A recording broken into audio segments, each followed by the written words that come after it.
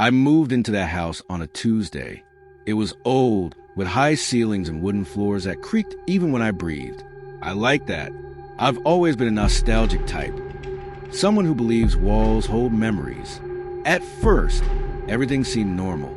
3 bedrooms, a kitchen, a small backyard, and an attic that smelled like forgotten time. I lived alone, so silence was my usual companion. The first night was when I noticed it.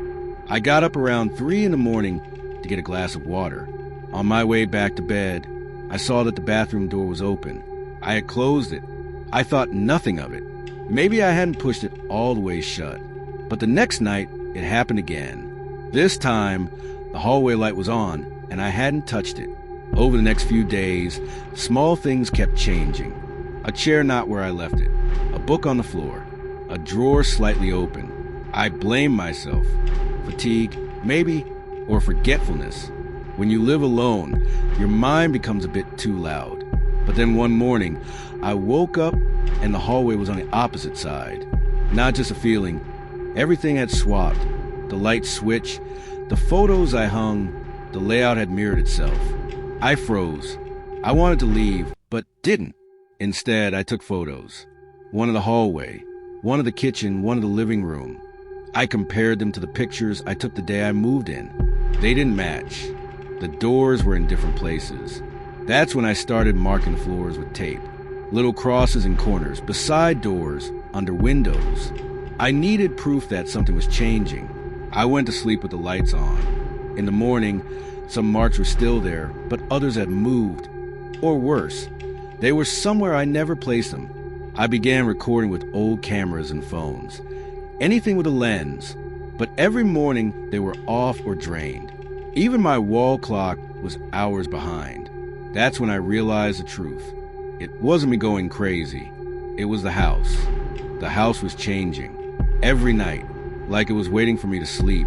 As if once I closed my eyes, could stretch, twist, rebuild itself from the inside out. Rooms swapped places. Sometimes the staircase had one more step. Sometimes the attic had no window. One morning, the kitchen wasn't even the same spot. It took me 2 hours to find it. It was like living in a maze that rebuilds itself behind your back. One night, I invited a friend over. I didn't tell him anything, just asked him to stay the night. We played cards, talked late, and I set him up in the guest room.